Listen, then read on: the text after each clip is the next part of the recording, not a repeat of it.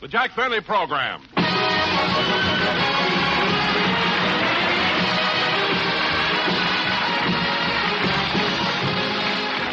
Jack Benny with Mary Livingston, Rochester, Dennis Day, Bob Crosby, and yours truly, Don Wilson.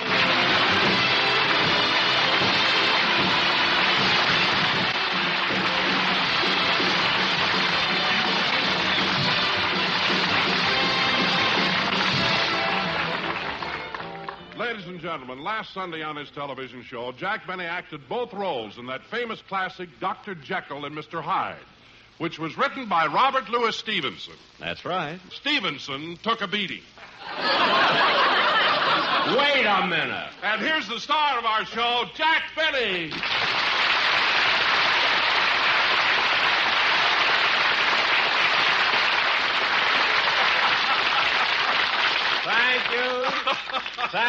Thank you.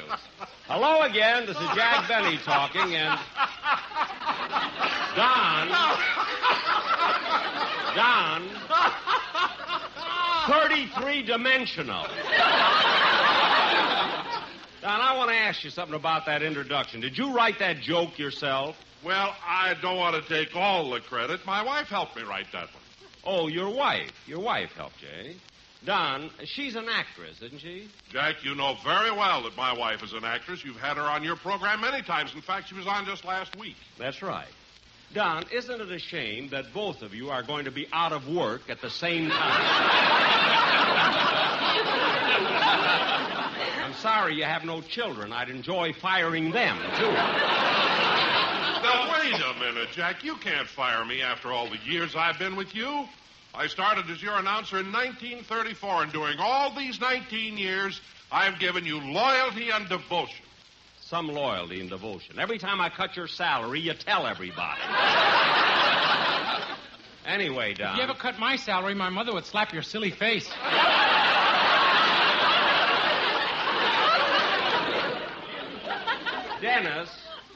Dennis, in the first place, I wasn't talking to you. And in the second place, it's about time you showed up. How come you missed rehearsal today? I had a tooth pulled. Oh, well, then I'm sorry. Was the tooth giving you a lot of pain, Dennis? No. Oh. Did it have a cavity? No. Then why in the world did you have your tooth pulled? Because the dentist owed me $10, and that was the only way I could collect.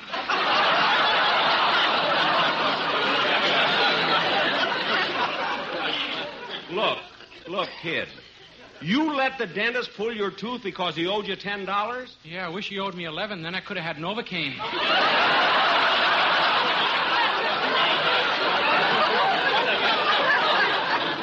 Well, I don't want to go into that anymore. I don't care whether Remley laughs or not. I don't want to go into that. Now, Dennis, look, I don't mind so much you're missing rehearsal. But the least you could have done is let me know. Well, I did. I called your house yesterday, and I told Rochester I couldn't be there. Oh, you did, eh? Well, I'm going to call Rochester and find out.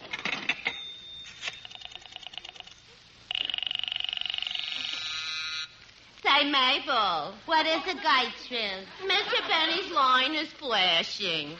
Yeah, I wonder what the bat in the pocketful wants now. I'll plug in and find out. Hello? Yes, Mr. Benny. Very well, I'll see if I can get him for you. He wants I should ring his house and get him Rochester. Gee, Gertrude, you sound awfully formal when you were speaking to Jack. Did you two have a fight? No. In fact, just the other night, he took me to a preview. We saw Rita Hayworth and Salome.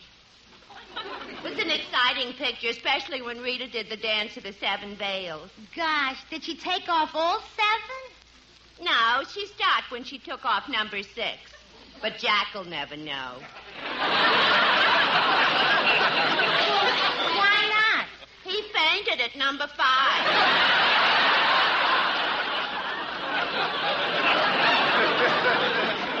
Are you kidding? Jack really fainted? Yeah. He closed those baby blue eyes and slid right off the seat. Well, what do you know?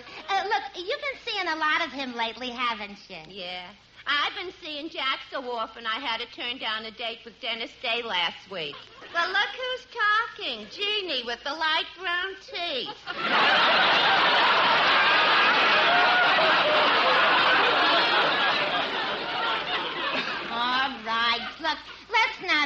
you. Gertrude. Gertrude. What? Are you sure there's no answer? Well, keep trying the number. Goodbye. What's the matter, Jack? Rochester isn't home. But I'm going to call him again. And, Dennis, for your sake, I hope you were telling me the truth. Now, it's time for your song, so let's have it. Yes, sir. Oh, hold it, kid. Come in. Telegram for Jack Benny. I'm Jack Benny. Well, here you are. I'll be darned. It's from Fred Allen. Fred Allen? What does he say? Dear Jack, I have just been informed that I am to appear on your television show. That's what I get for telling my agent to get me anything.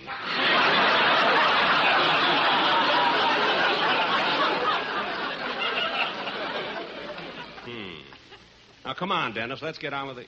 Boy, what are you hanging around here for? Well, sir, I don't mean to appear impudent or presumptuous, but when someone delivers a telegram, it is customary for the recipient to show his appreciation with a gratuity. Okay. Here. Oh, boy, a Canadian dime. Now I can summer at Lake Louise. Dennis, let's have your song.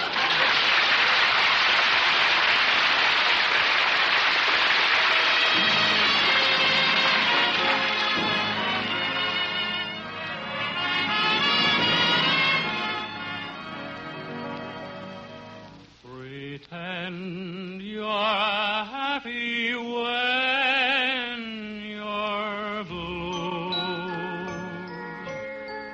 It isn't very hard to do, and you'll find happiness without an end whenever you pretend. Remember, anyone can dream, and nothing's bad as it may seem. The little things you haven't got could be a lot if you'd pretend. You'll find a love you can share. Can call your own. Just close your eyes, she'll be there. You'll never be alone. And if you sing this melody, you'll be pretending just like me. The world is mine, it can be yours, my friend. So why don't you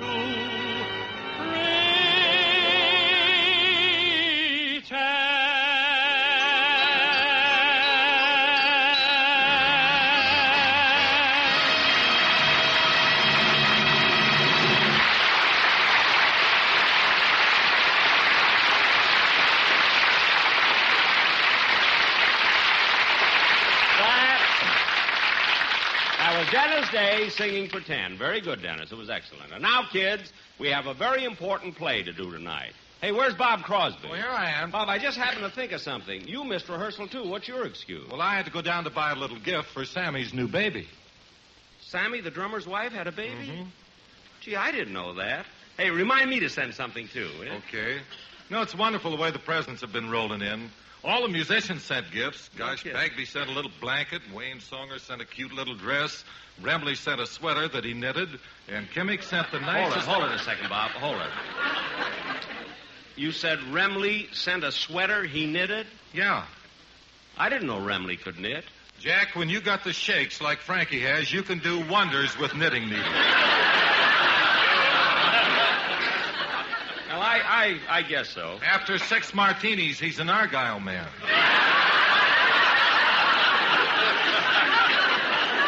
That figures.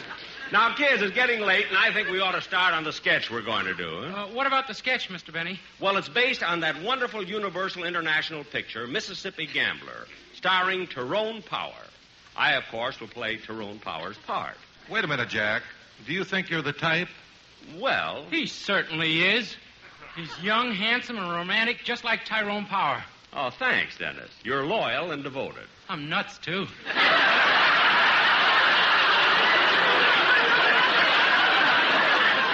cut that out!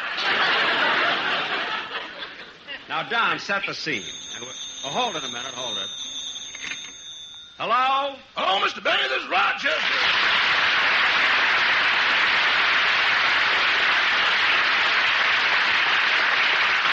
Rochester, I called you before and you were out. I had to go down to the market to do some shopping for the house. Oh, what'd you get? I got a half pound of hamburger, a can of peas, a can of beans, and a bale of alfalfa.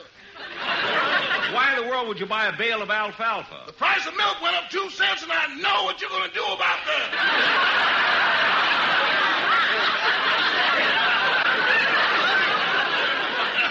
I am not. They don't let you keep them in Beverly Hills.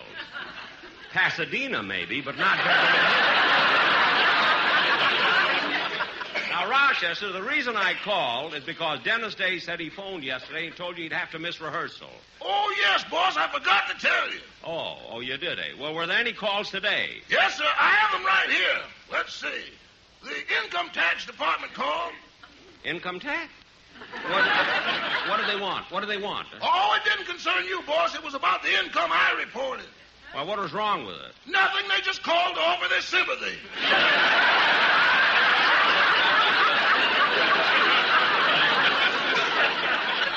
Well, that's your problem. Were there any other calls? Oh, yes. Miss Barbara Stanwyck called. She's giving a big party tomorrow night, and she wants you to be there. Oh, good, good. Black tie or white tie? White coat, you'll be parking cars.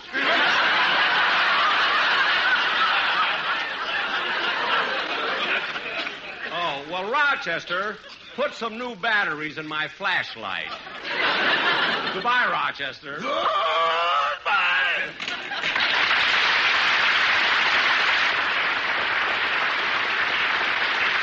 All right, Don. Now, Don, you can set the scene for our sketch. Okay. And now, ladies and gentlemen, the Playhouse presents its version of Mississippi Gambler. Curtain. Music.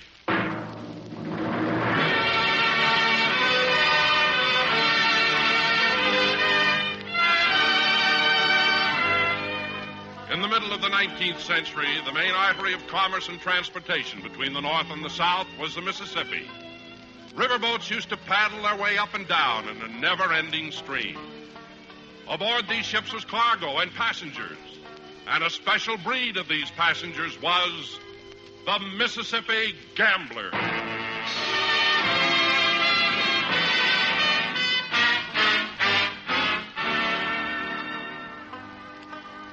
My name is Tyrone Benny. I'm a Mississippi gambler, and I've been going up and down this river all my life. The first 20 years were tough. Then I got on a boat.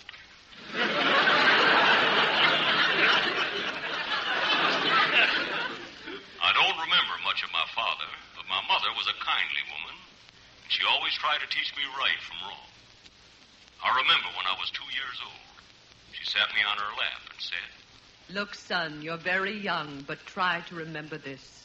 Never draw to an inside straight."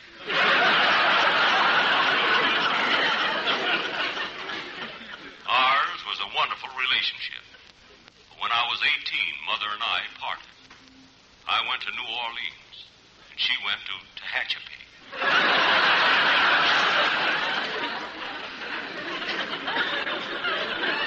One day, my best friend, Robert Stonewall Crosby, and I found ourselves in St. Paul, and we boarded a riverboat back to New Orleans.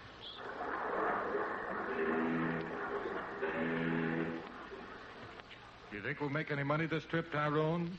Sure, there are plenty of suckers aboard. But, Bob, I don't know whether you're ready to be a professional gambler yet. Well, why not? Well, you don't keep a good poker face. Well, what makes you say that? Because I've watched you. When you fill a full house, you're supposed to sit there with a vacant expression. Not jump up on your chair and sing 2 choruses of Oh Happy Day.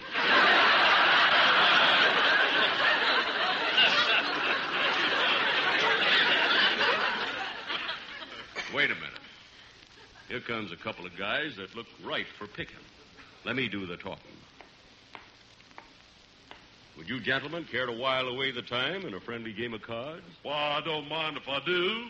I got $1,000 I can spare. And I got a Canadian dime. You got your tip. Get out of here. Now, come on. We'll play some three-handed poker. Well, suits me. Here's the table. I'll deal.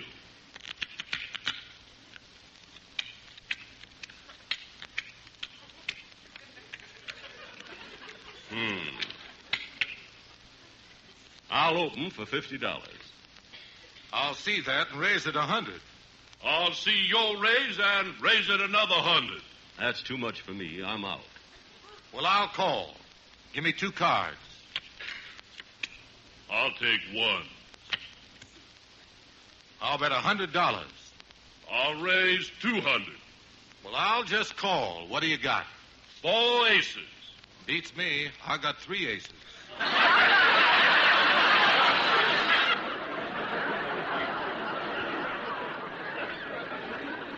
That's why I dropped out. I only had 2.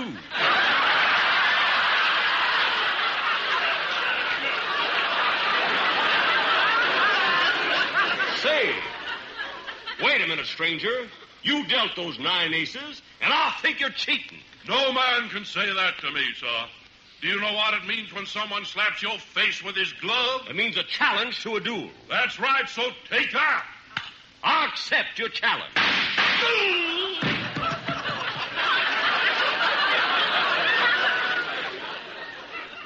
However, duels were small incidents on the river, and our boat pushed southwards. Our ride took us down past Wisconsin, Iowa, Illinois, and then Missouri.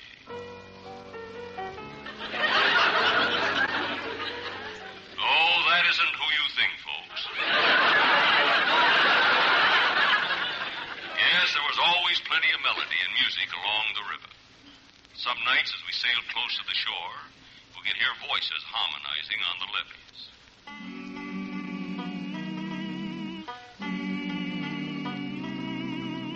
Roll on, river, roll. Up a lazy river by the old mill run. That lazy, lazy river in the noonday sun. Linger in the shade of a kind old tree. Throw away your troubles, dream a dream with me. We're going up a lazy river where the robin's song awakes a bright new morning. We can loaf along. Blue skies up above, everyone's in love. Up a lazy river, how happy you can be. Up a lazy river with me.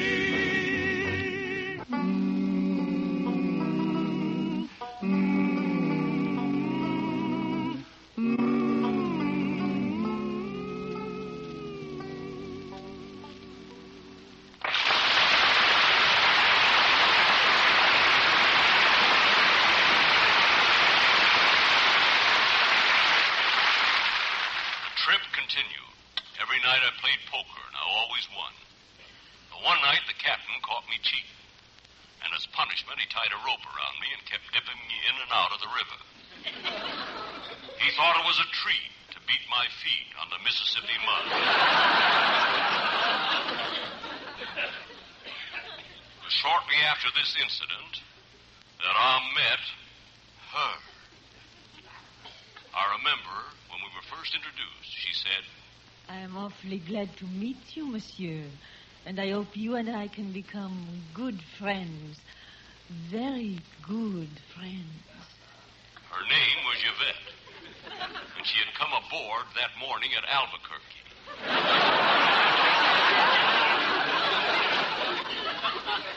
Oh, I know that Albuquerque is far from the Mississippi. But for her, somehow the boat made it.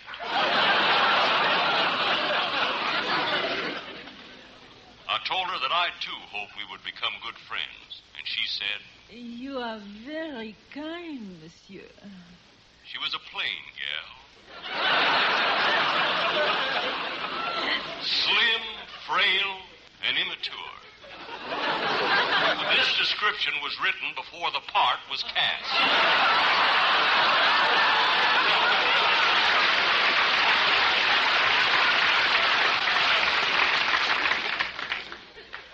We fell in love, but because her brother hated gamblers, we had to meet each other secretly.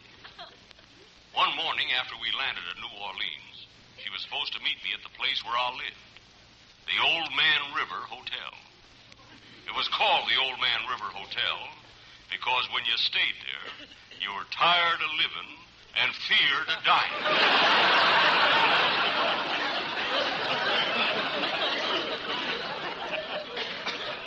While waiting for her, I thought I'd have some breakfast and call room service. Soon the waiter was knocking at my door.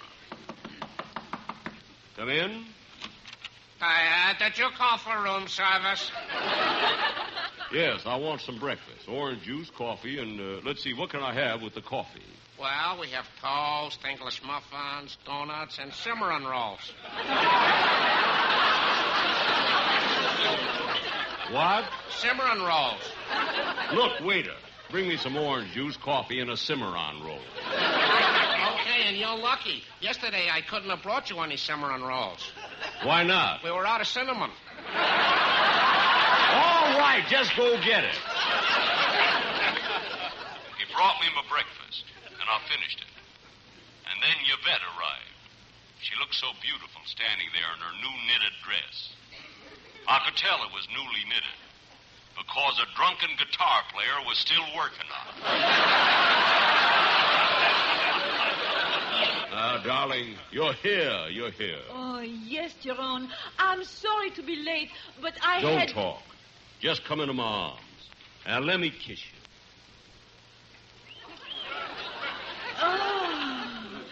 Oh, your kiss. It is so wonderful. It tastes of cimarron.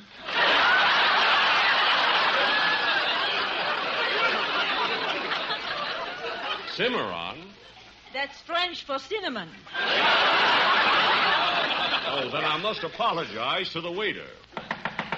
Who can that be? Oh, it must be my brother. He followed me here. Hey, wait a minute. Monsieur, at last I have found you. You pig, you dog, you snake. I break you in two. Oh, Denis, my brother, listen to me. Oh, j'aime cet homme et il aime moi. Et quoiqu'il est un joueur comme du fleuve, et nous sommes des aristocraties, je lui marierai sans égard pour qu'elle te dise. What did she say? I do not know, but dig that crazy language.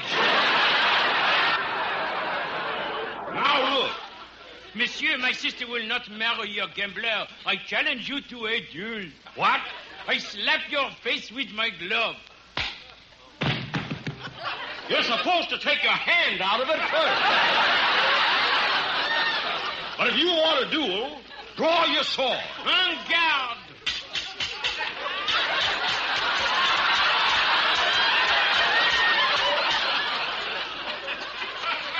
I thought he'd be an easy victim for me. He was so young, so inexperienced. But as the duel progressed, the minutes wore on and on, till we had fought an hour. Still we fought on with unabated fury, and another hour passed. And another hour. Then suddenly it was over. He didn't hurt me, and I didn't harm him. But my two sound men killed each other.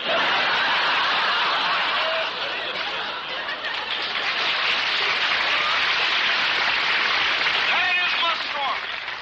The adventures of a Mississippi gambler.